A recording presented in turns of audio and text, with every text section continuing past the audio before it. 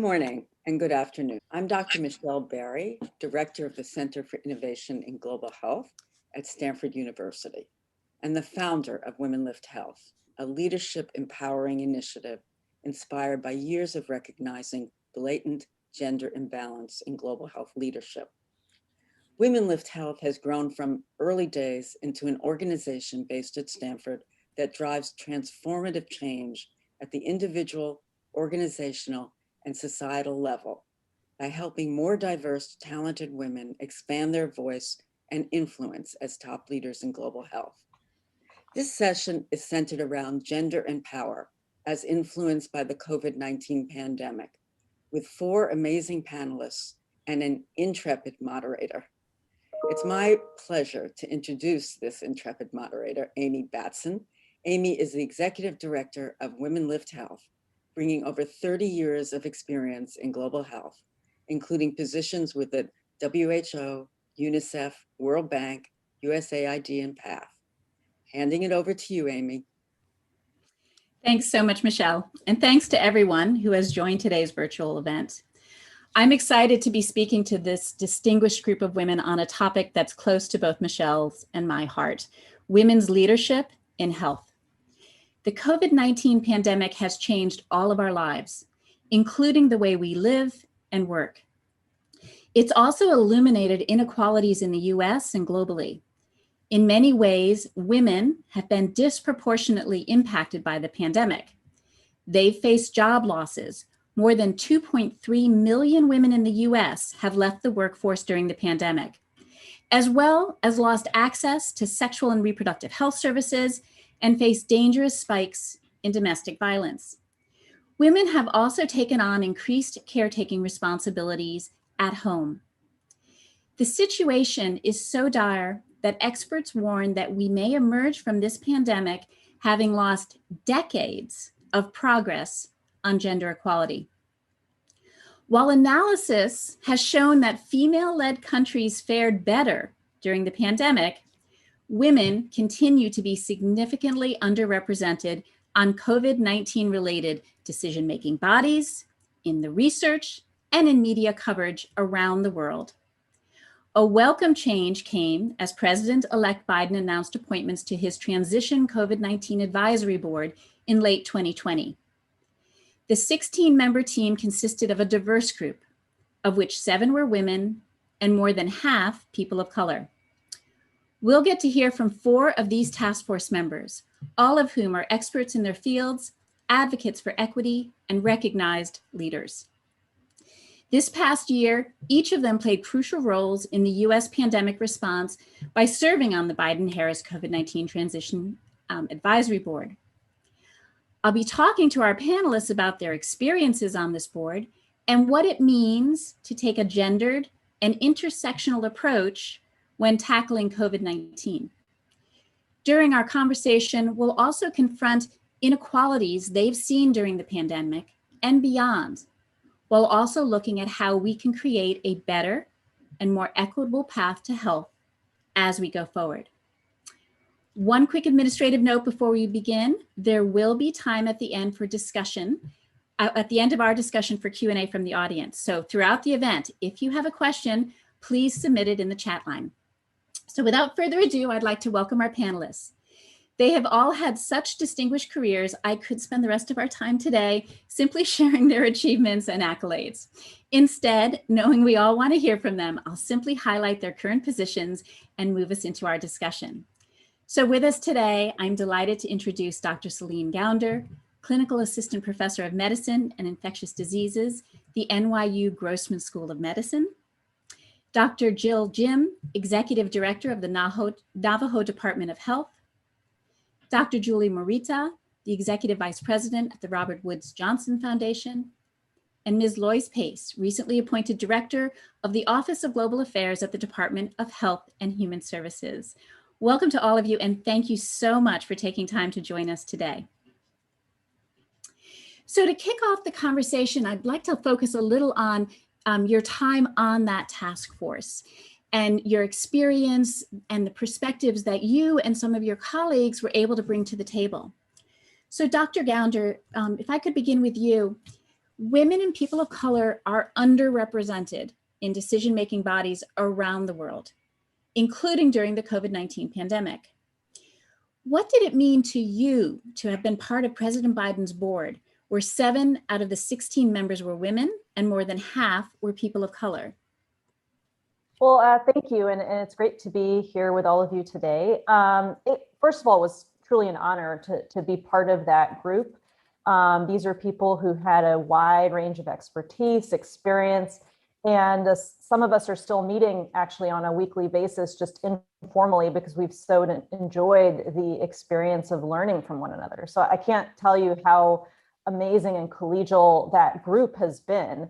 And I think it was really important that there be diversity of gender, of race, ethnicity, as well as profession. And I think they did a very good job achieving that. I think there are some other, there are certain types of expertise that may not have been represented. For example, some people reached out and said, you need a behavioral scientist or a lab scientist, or these certain things. But I think big picture, they really did achieve a wonderful diversity while still it being a manageable group. Now, that said, sort of stepping back, I do think it's really interesting how you are appointed to a group like this or not. And I think especially as somebody who has pursued a more non-traditional career path, I actually have probably 4 other titles, but the one that you cite is the most traditional one, right? With the people will recognize. And I think that those function as external validators that are very important. And especially as a woman of color, those external validators do matter in terms of how you are seen. I think the other thing is when you are a man, it's almost like a white man is the neutral. And so you have the right to have an opinion on pretty much anything. I do think as a woman of color, I have to justify, I have to provide, what detailed explanation of what my actual experience and expertise is in. I have to explain why that's relevant. And I have to explain why my identity is even relevant to the discussion at hand. And I don't think that's something that white men often have to do. I also think it was interesting for me as a woman who was in the media, seeing who was also on air and why. And JAMA Internal Medicine back in December published a study actually looking at this, looking at the diversity of experts who appeared on cable news during the primetime hours, so 8 to 11 in the evening. And just to provide some context here, about half of medical school faculty are women. It's about half of infectious disease experts are women. And if you look by age, it actually starts to skew more women as you look at younger cohorts. But only 30% of guests who are on air commenting about coronavirus during the pandemic on television were women. Only 25% of the physicians were women. And there were only 4 women specializing in infectious diseases who appeared several times in the evening hour, in the primetime hours. And I know who they are. It's me, it's Rochelle Walensky, who's now the CDC director, Nahid Bedelia, and Jean Marazzo. And so, it's interesting how that group tends to be exceedingly small. And the other thing that was found by that study is that men were far more likely than women to be interviewed repeatedly. So a woman might come on once, but was far less likely to come on multiple times. And then the other study I just want to highlight here is a recent Nielsen study. So you might be familiar with the Nielsen ratings. A recent Nielsen study looked at diversity of representation on television more broadly. And I think this question of intersectionality is a really important one. So women are underrepresented on television, as are many people of color. But if you drill down, so for example, I'm South Asian, and if you drill down by gender, South Asian men are actually quite well represented on broadcast television. They're one of the leading groups on broadcast television. But South Asian women are very much underrepresented and actually less well represented than Black women, probably about on par with Native American men and women as compares to their proportion of the population. So I do think that question of intersectionality is a really important one. And I think there is an overlap in terms of, who ends up in these positions, positions to advise, positions to make decisions, and who is in the media, because it really speaks to who we think is credible and who we should listen to. So really good points. And Dr. Jim, would love to have you kind of continue to build on that of why is it important? What is the significance of having women represented on COVID-19 decision-making bodies and as leaders in the pandemic response? Well, thank you for that question, Amie, and Dr. Gounder for that information. Well, I think it's definitely really important. I at times wonder about the women representation, but I guess I can shed light on our cultural values here. And I think not only is there equitability around individuals' experience, professional skill set, but also racial equities, but also gender.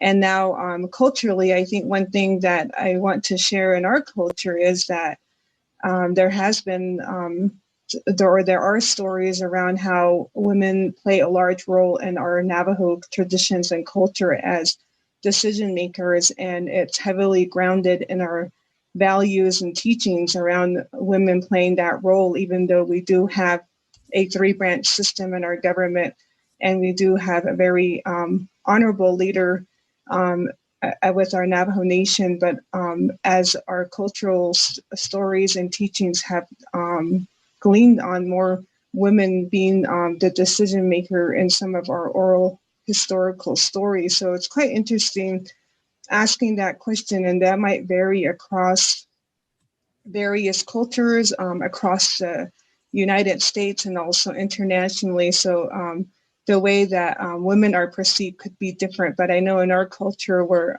definitely highly valued, and to the extent that our opinions and decisions sometimes is part of our teachings, and we still rely on those. So through this pandemic, I feel like that is a role that many of us probably played, and not only in the response, but it's very important. Not only is it culturally related, but also I think around women having a decision in their pandemic response is still very important to provide a different, a balanced perspective in regards to male perspective. But I think there has to be that equitable decision and discussions and opinions that played a large factor in this. But I just wanted to share a piece of our own cultural teachings and roles of how women are perceived in some cultures. So thank you. Thank you very much. So Ms. Pace, Dr. Gounder highlighted this word intersectional, and this has become such an important part of our lexicon and our understanding of power and privilege. In your view, what does it mean to take an intersectional lens to the COVID-19 response and recovery? Why is this intersectionality perspective so very important? Thanks for that question, Amie. And it's just, I have to say, it's really delightful to be here reunited with my friends and my sisters from the Transition Advisory Board.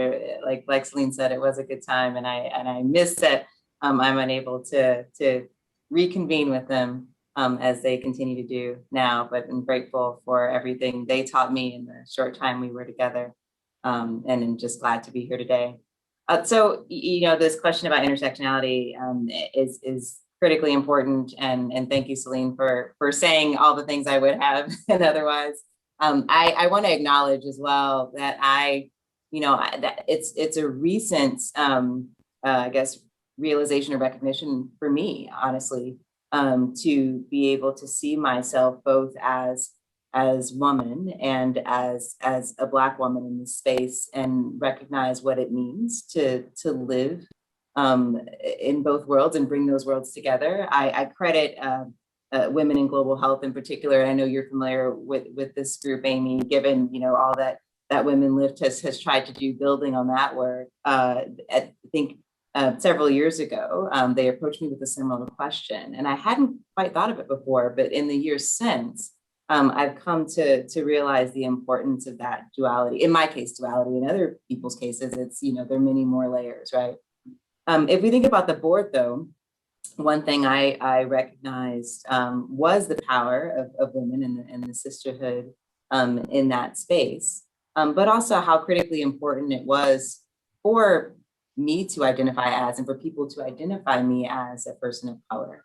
And especially when you look at the rates of COVID in our country, right? And the ways that people of color in particular were and are being disproportionately affected by the disease. To have spokespeople, to Celine's point of who ended up on camera or on the radio, to have us sort of be people with whom others could identify, I think I really underestimated the power of the role that plays in connecting with others, in offering hope or understanding, or something in between, as we were all grappling and are still grappling with something so incredibly scary and hard.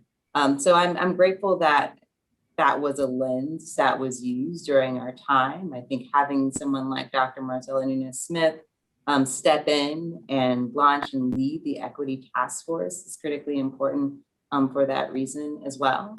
But yeah, it's important that we always keep in mind those various layers and parts to ourselves. And if I may, I have to say, when the board first launched, I think I was one of the only people without a medical or doctoral degree, right? And so everything Celine said about sort of feeling like the only and what that means, and needing to sort of doubly prove oneself, really broke through. Even before JAMA's analysis of media personalities or appearances at the end of the year, you had Women in Global Health do something very similar at the beginning of the pandemic, and the numbers were even worse, right? So something was done right throughout the course of 2020, and I think I would like to credit the advisory board in that at least we got to the 25th percentile in terms of appearances, because that was definitely not the case back in March or April. Absolutely.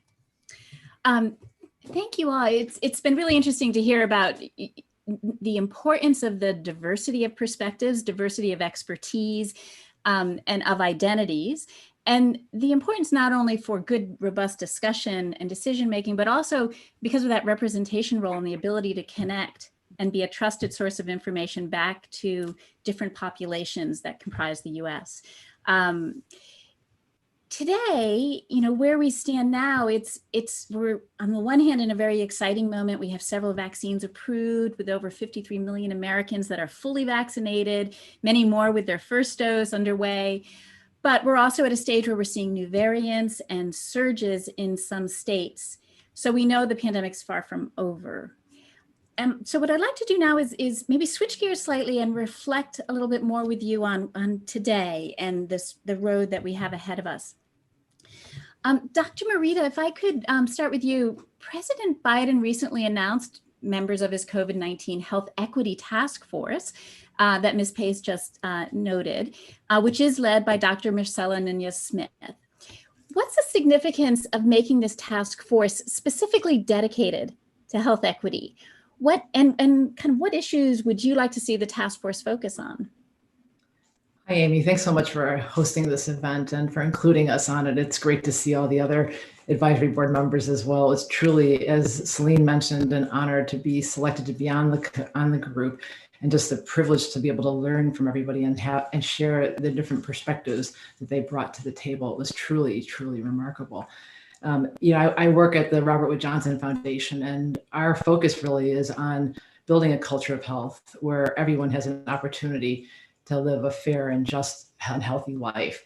And health equity is a key component of that. And so I was thrilled to be invited to be part of the advisory board, because what we heard as soon as we joined the board was that we were supposed to really base our recommendations and our guidance on science, which was thrilling in and of itself, but also to really prioritize equity.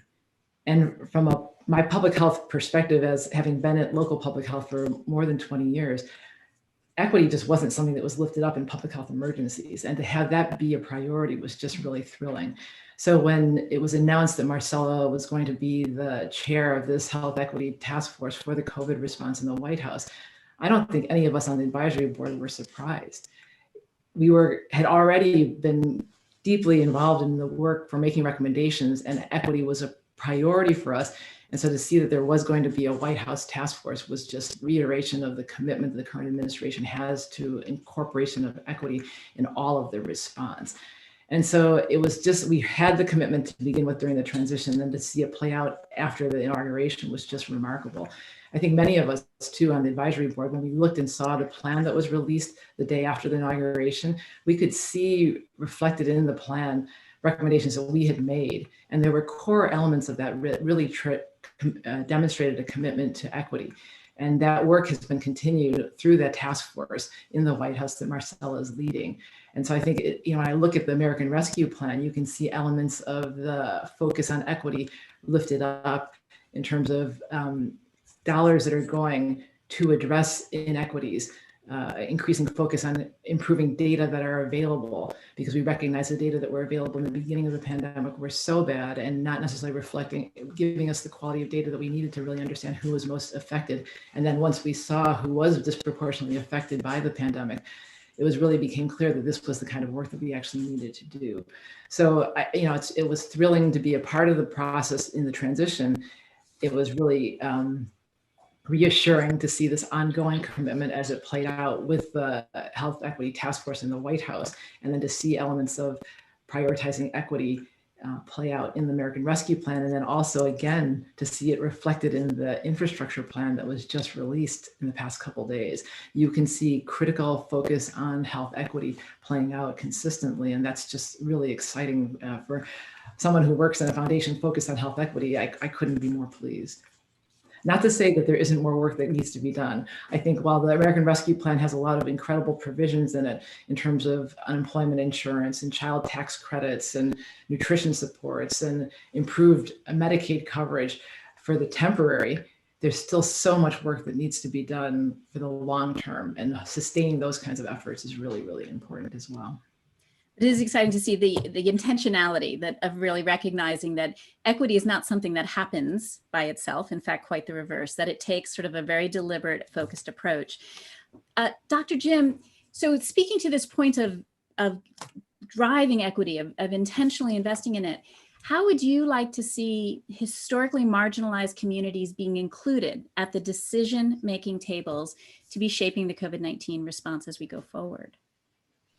Thank you for that question. And during the time of the transition, I really enjoyed some of the listening opportunities that we had to support our decisions, and also moving the President Biden and Vice President Kamala Harris to be ready on day one. I think those are some of the efforts that should be continued, because I certainly was able to resonate with other communities when I was invited to other conversations with other associations and groups. So I think those would need to be maintained to some extent at that level, just to be heard. And I think that was what the nation was deprived of, is an inability for the communities to be heard. So I think those need to be continued to some extent, either through the Equity Task Force or other areas. But I think within marginalized communities, to the extent of that definition, there is marginalization within those communities too.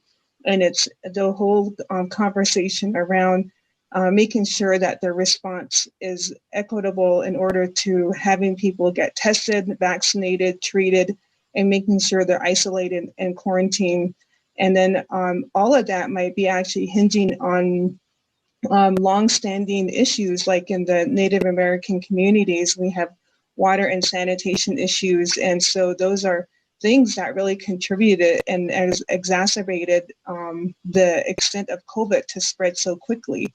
So I think there is the infrastructure bill, I hope, can support some of this in the American Rescue Plan Act funding as well. But there is that conversation of not knowing how long this pandemic will last. And it's to that aspect, I think there needs to be the voice of these different communities, because each need is going to be different. So I would say continuation of making sure communities are heard. And I think the administration is doing some of those currently. I would call out, it sort of struck me when you said having listening opportunities, and it's such a rare framing, right? We always are talking about having a speaking opportunity, and it's all about the speaking and not the listening. And I think that what you're highlighting about ensuring that communities are heard and recognizing different communities have very different needs, and each of their voices need to be heard, reflected, and then acted upon, is something that really resonates deeply. Dr. Gounder, how do we ensure that one of these communities, sort of obviously a broad one, and we've already talked about intersectionality and how it needs to be broken down further, but the community of women and their needs broadly are taken into account in the COVID-19 response? And would love if you could share an example of how taking into account the needs of women, or not taking those needs into account, has played out, and what maybe we can learn from that. I don't think it's surprising that schools have really been so central to the discussion here. And I am very encouraged that you have a Vice President, Kamala Harris, and you have the CDC Director, Rochelle Walensky, who are very focused on what the impact of the pandemic means for students, for moms, for teachers. And so I think that kind of having people like that in positions of leadership really does make a difference. I think one of the things that we've learned over the course of the pandemic is that if your occupation, if your career is to invest in others, to care for others, you will be undervalued. And we've seen this over and over again, whether it's with a home health aide, with a teacher, domestic workers and the like. And I think those are the people who really have also been left behind. And this is where I think we could do better. I think we do a pretty good job of recognizing the needs of professional moms. We could do better on that as well. But I think they at least have a bit more of a voice. And I'm very concerned about especially women of color in the service industry, many of whom have lost their jobs because they were juggling work and childcare, and then schools closed and all of that. And that really is going to set many, many families back tremendously. So in terms of what could be done, I think in my own workplace, and this is something that a colleague of mine has really been working on with leaders at the NIH, for example, this question of equity in medical institutions. I really do think we continue to operate on this assumption of everyone is equal, not recognizing that that is not the case, that there do need to be extra investments to allow women and people of color to be successful. And I'm hopeful that perhaps we will see movement on that front in the coming years. Ms. Pace, I want to take for a minute a more global perspective and think a little about how the US pandemic response compares with that of other countries, specifically with picking up on the point that Dr. Gounder just made on the regards to women's inclusion and gender-related issues. What lessons can we in the US learn from others? Well, I want to pick up on what Celine was saying about our focus on women and women's work, frankly, because I think we saw in the national strategy that Julie referenced earlier, this clear signal that it wasn't just going to be about health narrowly defined, but you heard the Vice President talking early on, even during the transition as Vice President-elect, about the importance of a holistic approach to how we responded here in this country. And I do think that we've seen that bear out with regards to how there has been a focus on schools and a recognition of the caregiving role often that falls to women, or to Celine's point, the fact that there are so many women who make up the frontline workforce, whether that's in healthcare or in education or in the service industry. So I was encouraged to see,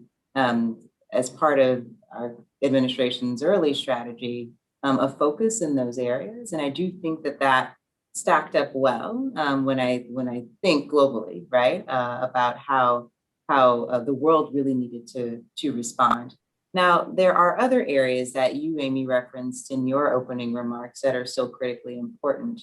for us to consider. And I do think that it relates to gender-based violence. I think there is also a very real layer that we recognize of anti-Asian bias that often arguably affects women more so. And then there are other considerations like sexual reproductive health and other needs that women have, healthcare and otherwise, that need to be part of an ongoing, again, holistic or integrated response. And so that's my hope, is that moving forward, we can be even more aware of and inclusive of the spectrum of needs that are required, particularly for women, given the various roles they play in this space. So I'll end there. Thanks. Yeah. And I think as Dr. Gounder also said, it's like assuming everyone is equal is just a fallacy.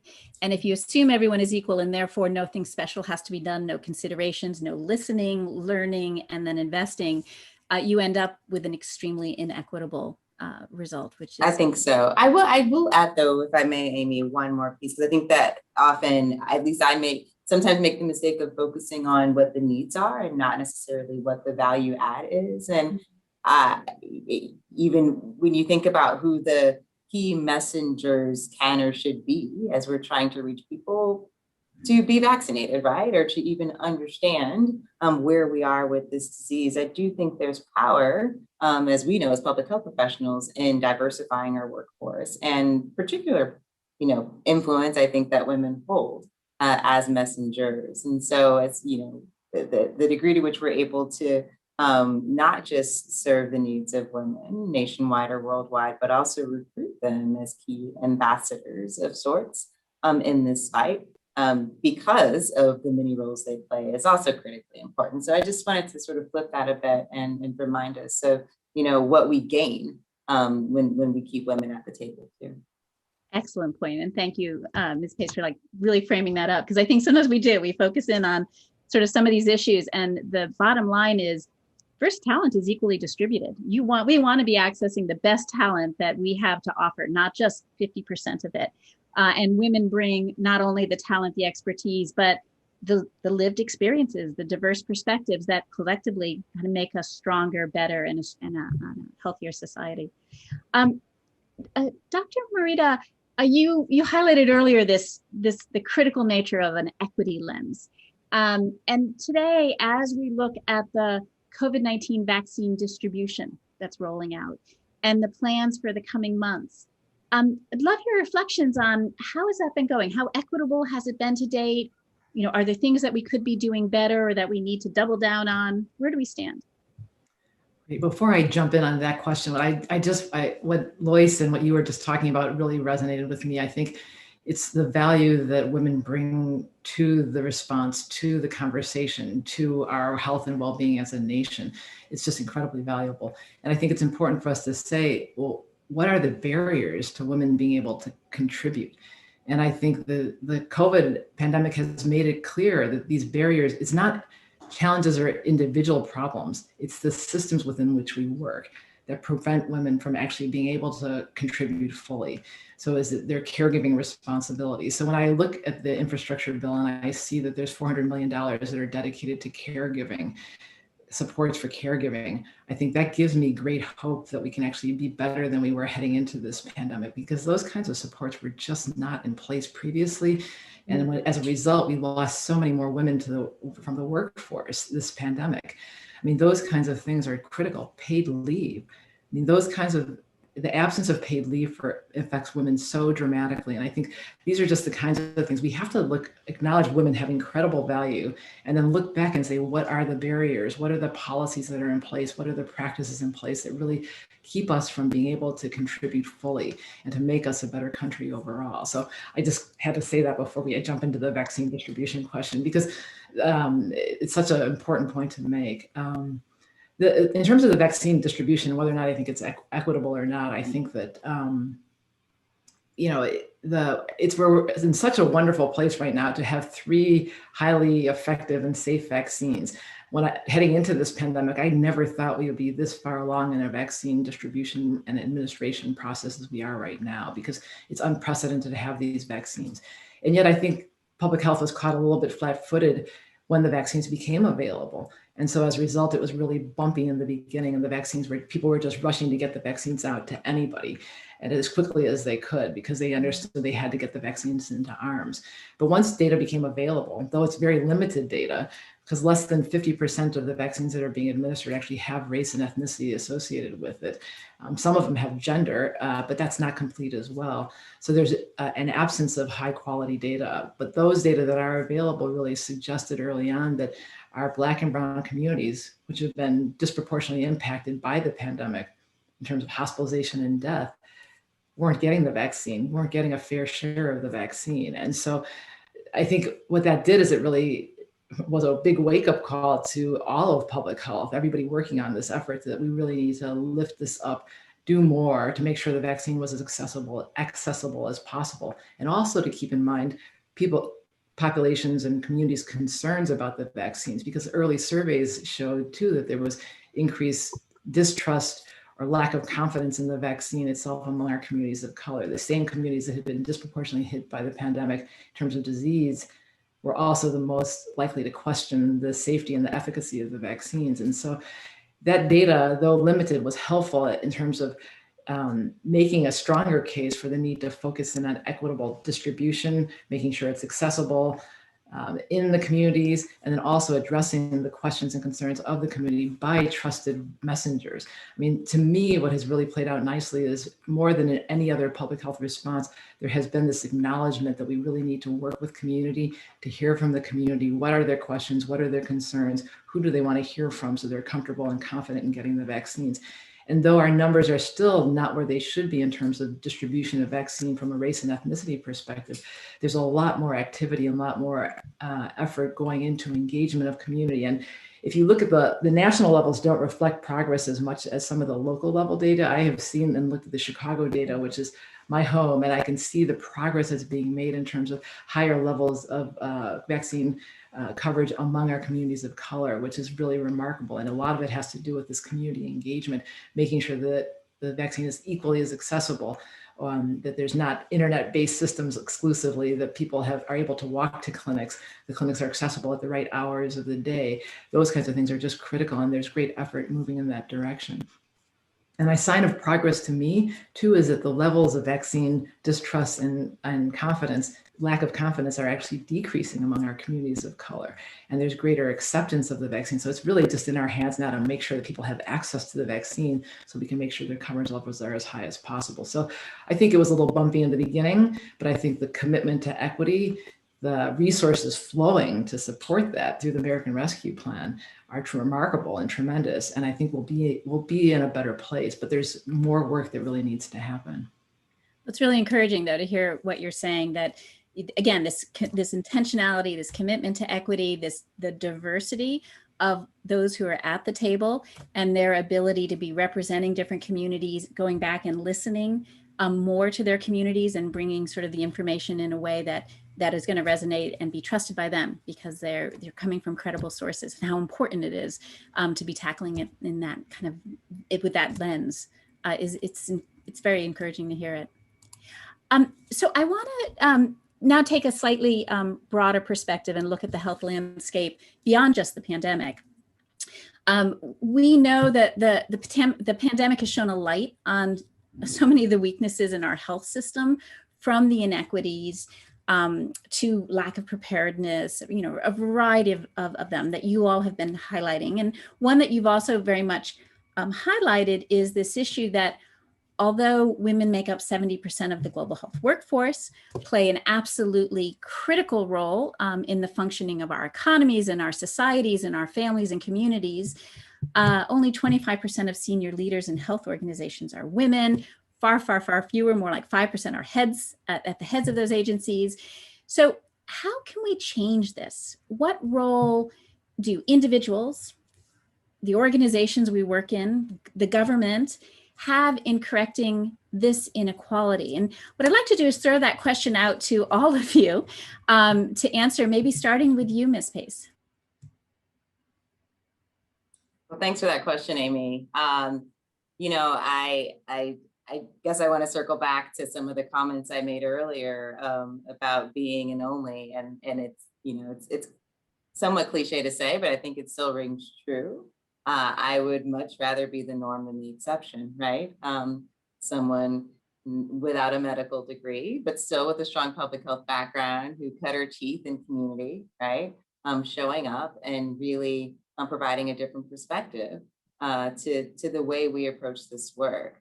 It's great to know that this particular administration sees that as valuable. And I think there are many more like me across the Biden-Harris team, and yet there are even more of us, of people like me behind me, right? And I would love to have them be right beside me. And so I think making sure we have that pipeline and do the care and feeding required so that those people can be in place is critically important. More than an advisor, as humbled and honored as I was to have that role, I think it's great to also be an appointee, right? And to have some permanence to how we include people. And there are groups like Women of Color and Peace and Security, and other initiatives that are looking not only at the sort of leadership level as traditionally defined, but also identifying emerging leaders, I guess is the term people use, right? Or people who are sort of coming up the ranks. So that leadership comes through in all kinds of ways, as those of us know who have been living and breathing this work. As Jill was saying, I mean, it's all a matter of perspective. And so I think recognizing, kind of shifting our lens when it comes to who leads and how is really one important way to break through. And I'm grateful we have something in place like the Equity Task Force, but also the White House Gender Policy Council, who I think is going to be looking at, unpacking ways we can truly address some of the barriers Julie talked about, but then put in place some real on-ramps for women to take the lead. I like the on-ramps idea. Dr. Jim, your thoughts?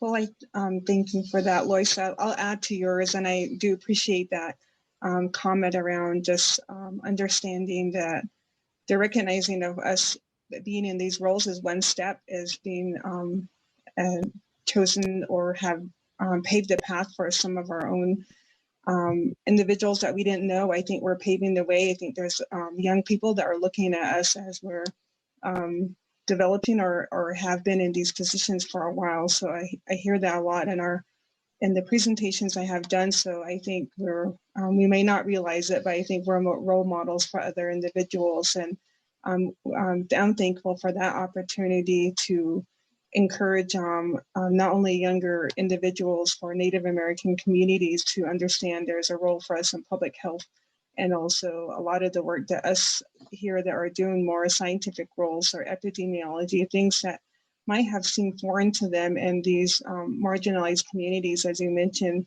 And so I think there's just a recognition that that we can operate and function in these roles. So and just empowering women and younger girls to realize that they can achieve that. And so I think that's one thing, but I think that organizations and our organization or our government, and I'm thankful for our leader in recognizing, balancing women leadership in our government. And so that's one role, is to have support from leaders that are males and another gender, or to realize that and understanding that and empowering us as a government to have that representation. So I think that will be just a case-by-case basis, but if that can be achieved in the organizational culture of an institution, I think that's highly valuable for women to strive and realize too they can break boundaries and do things beyond and what they're capable of doing. So I think I would just add to those comments around just organizational culture and a shift in that. And I think it's happening in this administration. So I'm definitely appreciative of that. Thank you. Thank you. And you raised an issue that we haven't actually mentioned before, which is the importance of male allies, right? Men who are helping to support this transition, helping to ensure that they're also using their power, their privilege to be recognizing talented women, giving them the floor, giving them the opportunities as well. Dr. Morita. So it's interesting. It's a great question. I'm a domestically oriented person to begin with, but when I thought about this question, I was thinking there's the international approach, which I just read, Half the Sky, which was just such a powerful book in terms of really underscoring the need to focus on education and economic empowerment internationally. And I feel like that just has to be said, because I think those are the kinds of things that really allow women to become engaged in the workforce and then also to become leaders.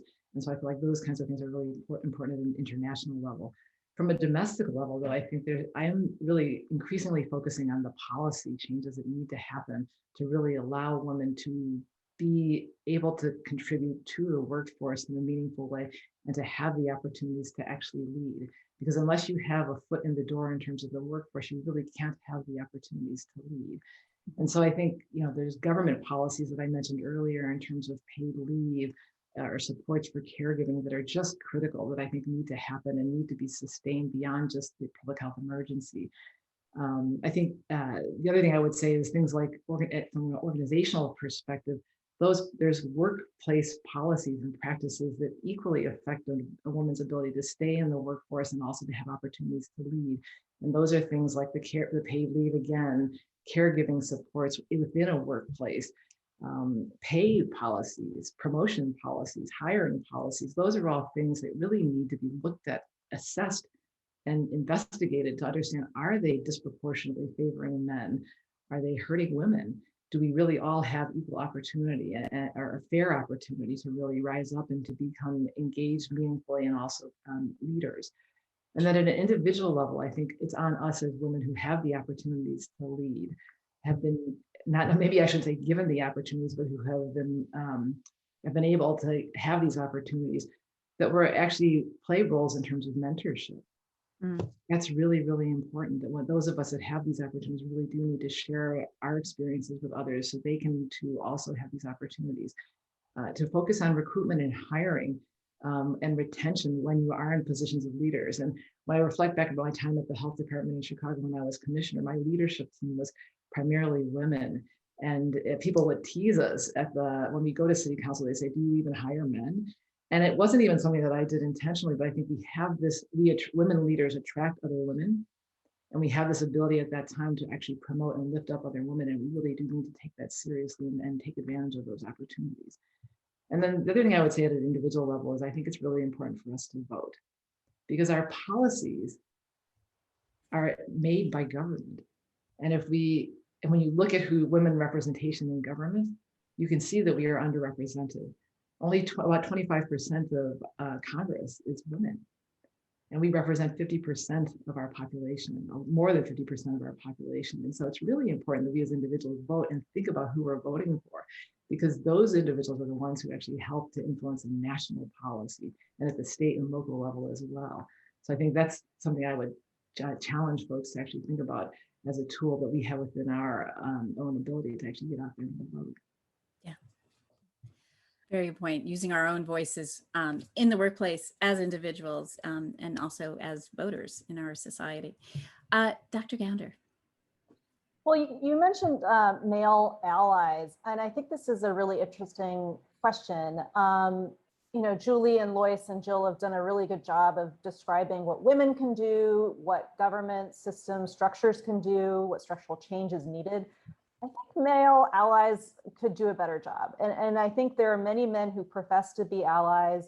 And yet I can tell you, with some of the other hats I wear as a medical journalist, as one of the organizers of TED-Med, the medical branch of the TED Talks, I have been in a position to interview many people, to invite people for events. And I won't say never, but it's very rare for a man to say, you know what, are you sure you want me? Don't you want so-and-so? And yet when we invite somebody who is a woman or a person of color, the number of times that they will say, no, are you sure you don't want, XYZ, their PI maybe, or somebody they work with who's a white male? That happens a lot. I think there's also, I think there could be done more done to promote colleagues who are not being asked. I think very often what happens is you invite the person who's most obvious, and it's a vicious cycle where that person keeps getting invited over and over and over again. And you're not recognizing other people who may be just as good, if not better, frankly, in many cases, to speak or work on the topic of interest. There's also something I would call sort of another version of this, Zoom politics. And it's been very interesting over the course of the last year, the number of Zoom meetings that we're in.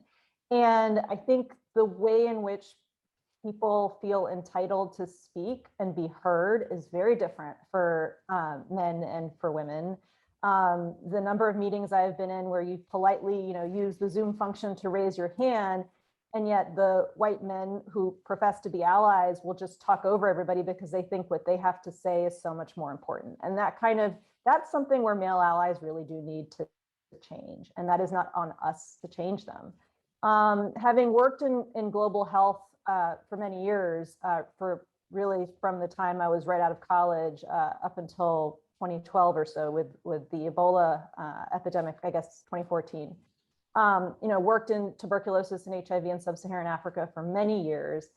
And the dynamic I observed in that setting is you had many women who would get churned through doing the hard work, would do the work over their 30s and 40s. And then by the time they hit 50, had hit, for whatever reason, for personal reasons, for professional reasons, left the field. And I think it's because they're not well enough supported, whether it's with their child caregiving roles or the care of elderly parents who are sick, that all of that tends to fall to them. And all of the credit in these settings often goes, again, to the PI, who is very often a white male.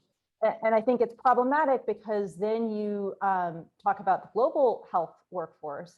We need to set an example. And so when you set that as the example, that is the hierarchy, that is who is valued and who's valuable, that sends a message to the rest of the world too, working in those settings. And so I think that's something that really does need to change. Absolutely. And given the amount of funding that also flows through these PIs to kind of partners in countries, it's not just sort of modeling it, it's actually reinforcing it through the power of money and who makes the decisions. Well, and just quickly on the PI question, I think there are real issues with the funding model. It's very much a winner-take-all model of funding. The way, for example, your NIH score is calculated. And so the person who has gotten money before will get more money over and over again. And that really does leave out women and people of color, in part because they tend to be they tend to be more in the younger cohorts coming up.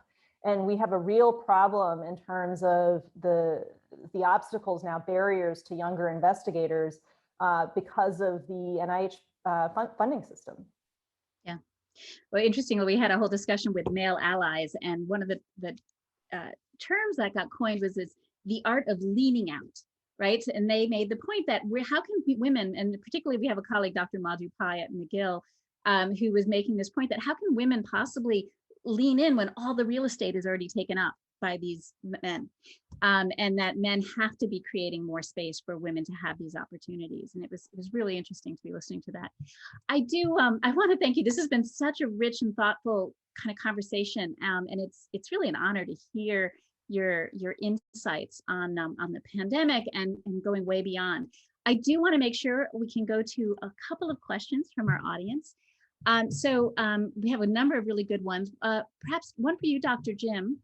Can you talk about the success of the pandemic response in Native American communities, including the vaccine rollout? Yeah, thank you for that question. Well, I can definitely point to the vaccine rollout. And early on, when the transition was still happening, we began talking about the possible barriers and challenges on meeting that projected 100-day, 100 million doses. And I think for the healthcare system at the time, we were getting our vaccines and it's really related to how the healthcare system is structured. External, off the Navajo Nation or tribal communities, you end up dealing with pharmaceutical, I guess, areas like CVS and Walgreens and different places, and the federally qualified healthcare centers and the local health departments and state health departments operating vaccines. But in Indian country, there is only one source of healthcare system. It's similar, I guess you could say, to a single payer system, such as the VA. So accessing and responding to the pandemic was, I think, that played a larger role. For once, I think Indian Health Service distributing the vaccine was very successful. We do still have challenges with some tribal communities where they opted to go through the state instead of the Indian Health Service as a distributor. So I think just the acknowledgement of giving a choice to tribal communities, but beside that point, I think having a healthcare system in that form, I think helped a lot, because you can only go to one source, and if they're the distributor, they receive, they were the point of contact or the point of distribution for these vaccines. So, and the health records are often maintained there. So I think I would lend that to the success of this is just the way the systems are set up. The system is set up for Indian country and Native American, but the only challenge with that is the urban Indian communities. There isn't that sort of access to a lot of metro areas and larger areas. So that was a challenge as well. It has been successful, but also I believe that Native Americans were receiving a far much and Navajo a vaccine sooner than everyone else, so we were getting a flux of that. But I think I would point that out as just the healthcare system, the way it's structured. And thank you. Yeah, great, thank you. I think we have time for one more question, which this may be something that a couple of you want to respond to. So COVID has highlighted deep-set challenges and inequalities. Do learnings from the pandemic also offer us opportunities to think and talk about what effective leadership is in a different way?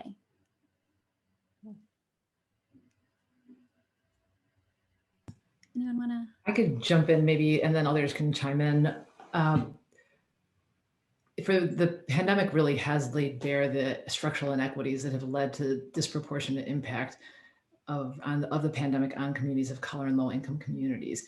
And I think what we're seeing in terms of successes, in terms of vaccine rollout or testing, good responses from a testing perspective, or public awareness campaigns in general, is those that are really involving the community.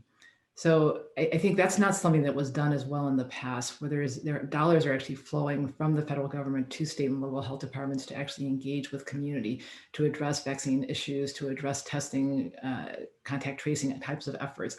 And those kinds of responses are doing better because they're actually being informed by the community. It's not a top-down approach exclusively. It's really engagement, listening. I think Loyce, maybe, or Jill mentioned the importance of listening to community, to hear what their concerns are and to have their input to inform the responses themselves. And I think if there's a lesson to be learned, number one, well, there's two. The structural inequities are the primary thing, listing those up as challenges and needing to be addressed long-term. And then on top of it, solutions that are successful will be those that are informed by those that are affected by the disease or just in general, the community itself. So I think that I think I'm hopeful that will change the way that we lead in the future. I agree completely, acknowledging that grassroots leadership, right? And that community-based power is critically important. And if we haven't learned that after this past year, I'm not sure when we will, right? I think as noble as you know, both local or state and national governments, I think try to respond to the pandemic worldwide, as noble as those efforts were, I should say. I think we really saw the coming together of communities, and I think where we where we saw people shine was in this recognition of our shared humanity, right? And in our resilience, sure, but I think first and foremost, our solidarity and ability or necessity to come together and support one another. And so it is my hope that that experience solidifies the importance of those actions and of those relationships, so that we can lean on those in support of the public sector, as Julie's saying. So I really very much appreciate the question and her response to that. Thank you. Dr. Gounder, Dr. Morita, Dr. Jim, and Ms. Pace, I so value your perspectives on the importance of diversity and equity, including women and women of color in health decision-making bodies and advisory boards. We can't expect equitable health outcomes if people of all genders, all backgrounds, all identities are not represented at decision-making tables. And taking that intersectional lens to COVID-19 and frankly to all health issues is crucial for progress, both in terms of health outcomes and closing the gender leadership gap. You have given us so much to be thinking about as we continue to move towards our post-pandemic future, which we can start to see in the horizon, and think about how we don't just return to normal, because frankly, normal wasn't good enough, but how we create this fairer, more just world for all of us. So thank you so very, very much for joining today's conversation. Thank you.